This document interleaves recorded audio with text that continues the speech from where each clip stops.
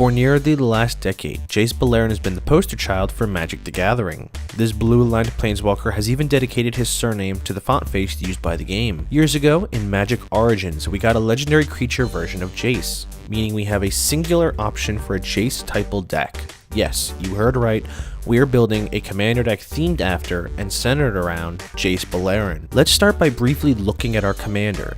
Jace, Vryn's Prodigy, is 1 in a blue for a 0/2 human wizard. He can tap to draw a card and then discard a card. Then, if there are 5 or more cards in your graveyard, he exiles and then immediately returns to the battlefield transformed under our control. Upon this spark igniting, he becomes a 5 loyalty Jace Planeswalker. We can +1 him to give up to 1 target creature, -2/-0 until our next turn. We can -3 him to cast a target instant or sorcery card from our graveyard this turn. If that card would be put into a graveyard this turn, exile it instead. Lastly, we can -9 him to get an emblem that reads, whenever you cast a spell, target opponent mills 5 cards. So yes, the main goal in this deck is also mill. Mill is a bit of a tricky strategy to work with in Commander. We do have 3 opponents to mill out, and so having around 300 cards to get rid of makes our work cut out for us. That challenge is also compounded by having those opponents actively working to eliminate us once our strategy is known. But that being said, I think the list that we put together is going to be quite fun to pilot, and it should put up quite the strong fight. Our primary goal is to mill out our opponents. We are still utilizing a Jace-themed deck, but what I found interesting was how closely the Jace cards from throughout Magic's history look to mill opponents. So these two strategies do go hand in hand, and so without further ado, let's take a look at what we have in our deck. Starting off, I want to look at what our mana ramp package looks like. We are in mono blue, and so we are going to be relying on our mana rocks for much of this section. We have our basic run-of-the-mill rocks like Soul Ring, Mind Stone, Arcane Signet, and Thran Dynamo that all simply produce colorless mana. Wayfarer's Bauble will get us an island, and since we're in a monocolor deck that isn't green, this is an excellent first turn play. Thought Vessel gives us no maximum hand size, as well as it's a mana rock. We do draw a pretty decent number of cards in this deck, so this is a good include. Sapphire Medallion is perhaps the best mana ramp this deck can offer, saving us 1 generic mana for each of our blue spells. A lot of our cards fill up to 3 and 4 mana slots on curve, and so getting a 1 mana discount might help us advance our game state and play several spells per turn.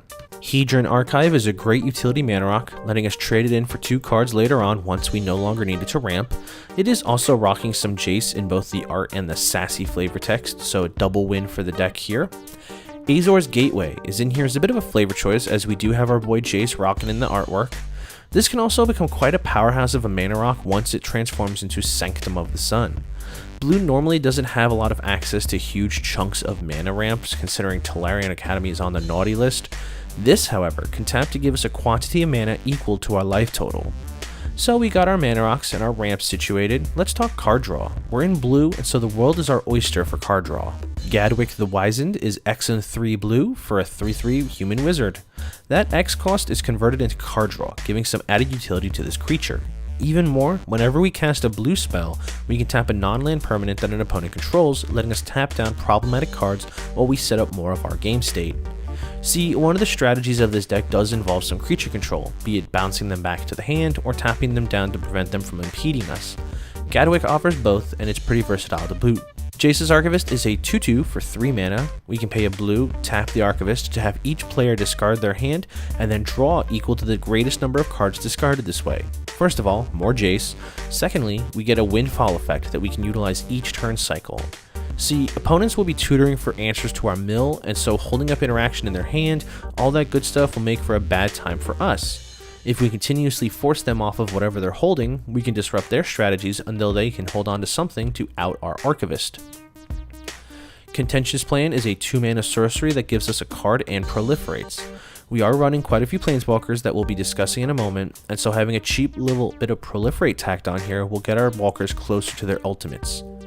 Preordain gives us scry and then card draw. It's a simple spell, but it will help us continue our board state. Windfall is in here, and it's basically a sorcery version of the Jace's Archivist, or hand disruption, and even if we're giving our opponents card draw, I look at it as milling through the hand. Fact or Fiction is a 4-drop instant that can help us set up for a number of things. What's more is, depending on how the cards play out, we can actually draw into more threats while putting some toys into the graveyard we can utilize later on, making our opponent's choice in pile crafting largely irrelevant. It's also got Jace's Cloak, and while I have no confirmation of one way or another, I do believe that's him doing the glowy stuff under the hood. Just a thought. Frantic Search is a very powerful card draw spell. It's basically free. It can also help us set up for more cards in the graveyard to use later. Brainstorm is a good way to filter through some of the cards on your top deck, and it's a powerful card draw spell. We're also rocking specifically the signature spellbook Jace one for flavor reasons.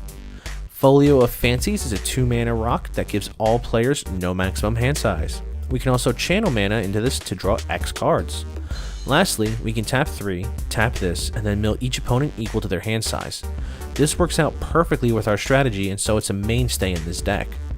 And then of course we do have Rhystic Study and Mystic Remora in this deck as the boring taxation style card draw spells. Now, the most critical part of this deck is the mill engines. We do have a number of methods that we can use to whittle down our opponents' decks. We have both Ruin Crab and Hedron Crab, both have landfall abilities that will mill 3 cards. The Hedron Crab will mill 1 opponent, whereas the Ruin Crab will hit all 3. These are perhaps some of the best first turn plays that we can do, aside from maybe a mana rock. Zelix Sanity Flare is a 3-mana 2/3 with Hive Mind, which will trigger whenever a player mills 1 or more creature cards. We get to create a 1/1 black horror creature token. We can also pay 1 and tap it to force any player to mill 3. This is really interesting, as if we are milling the table, each player, including us, who hits a creature will give us another 1/1 creature.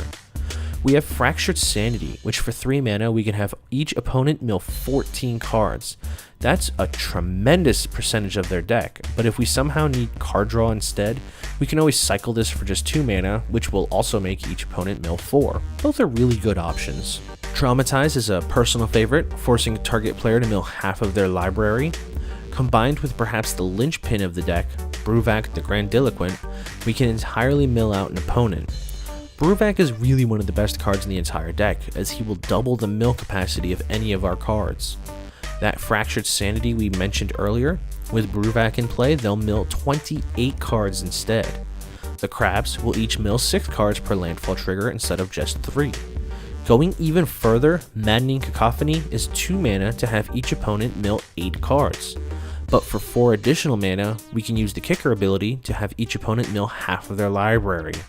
This is such a grossly powerful card even before the Kicker cost bonus.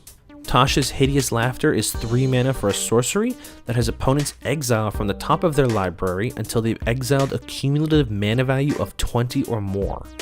It would be most unfortunate if they were on a very low mana curve or hit a huge chunk of lands along the way to hitting that 20. We do also have a number of enchantments that also mill, which is where the bulk of this mill engine comes in. Jace's Erasure mills 1 opponent 1 card whenever we draw a card. Teferi's Tutelage mills 2 for each of our 1 card draw. Drowned Secrets mills 2 whenever we cast a blue spell.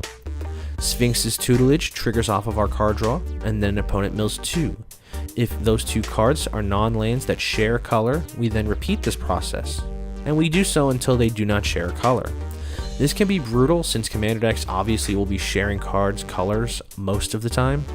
Court of Cunning is a personal favorite, making us the Monarch, always a great mechanic, and at the beginning of our upkeep we can have any number of players mill 2, but if we are the Monarch, we can have them mill 10 instead. Lastly, Psychic Corrosion mills each opponent 2 whenever we draw a card. This section was perhaps the most flexible of this deck, as there are other cards that offer mill abilities on enchantments and creatures and what have you, and you of course can swap them out for ones that appeal to you the most. The last major section we'll discuss here is our Planeswalker assortment. We have 11 walkers in this deck, and the majority of them are Jace in his many iterations, with a few support walkers. We are of course running OG Jace Beleren. He can draw the table, or just us a card, and then if we get him to 10 loyalty, we can have a target player mill 20. Jace Cunning Castaway has a number of abilities going for him. We get a loot effect upon our creatures dealing combat damage, we can create a 2/2 illusion token to help protect our board, and we of course can create 2 more token copies of Jace Cunning Castaway. Jace the Perfected Mind isn't quite my favorite Jace, but I think that he fits in the best with our strategy. We can shrink a creature. We can have a target player mill 3, and then if a graveyard has hit 20 or more cards, we can draw 3 cards. If no graveyard has hit 20 or more, we only draw 1. Lastly, we can remove X loyalty counters to have a target player mill 3 times X cards. We're going to get to it in a moment, but this is one of our win conditions, as we have a method to effectively, instantly bump our Planeswalkers up to their ultimate. Jace Unraveler of Secrets is a bit more of our defensive Jace. We get card draw and bounce effects, removal that's great, but the real value comes in that ultimate. Getting an emblem that counters the first spell that opponents cast each turn. It's pure value. Jace, Wielder of Mysteries, is another win-con Jace. We have a Lab Maniac style effect, and while we don't run either Laboratory Maniac or Thassa's Oracle, having this Jace in play makes us able to win even if we utilize our mill strategy to mill ourselves. This is another one where we can use our penultimate win condition to draw out our entire deck and win. Jace, Memory Adept, has 2 mill abilities, making him perhaps the best Jace in the deck, and even though we can have any number of players draw 20 cards, if during that they run out of their library before they reach 20 cards, they lose. This puts him up as one of the better Jace win-con options in the deck. Lastly, we couldn't build a Jace deck without the one and only Jace the Mind Sculptor. We've all heard of how powerful his ultimate ability is, but being able to effectively nuke opponent libraries. His other 3 abilities are also good stuff style value abilities, though his +2 is a great counter to opponents using top deck tutors like Vampiric Tutor. We also have Kasmina, the Enigmatic Mentor, gives a bit of protection to our board and creates bodies and card draw. She's also an excellent support planeswalker, her along with Narset, Parter of Veils.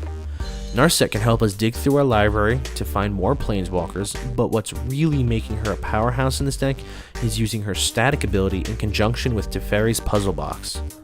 If you'll think back, once upon a time, how Leovold, Emissary of Trest, worked as a deck years ago, this works about the same way. Narset will prevent opponents from drawing more than 1 card per turn. Teferi's Puzzle Box would let opponents draw for their turn, and then they put the cards in their hand to the bottom of their library. Normally, they would draw the same number of cards that they tucked, but because of Narset, they do not draw any more cards. This can be an extremely brutal way to lock an opponent entirely out of the game. It can be unfun if this gets out early enough in the game, but I think that having both of the cards in the 99 rather than either of them in the command zone and minimal tutors for them makes this slightly less consistent than what Leovold offered. Now we have our penultimate Planeswalker combo. Competitive Commander players will recognize this, but we are running Teferi, Temporal Archmage, and the Chain Veil. This is perhaps the most powerful combo in the deck.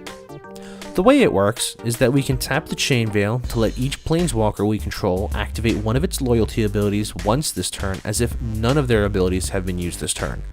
In layman's terms, we get an additional use of a Planeswalker's loyalty abilities.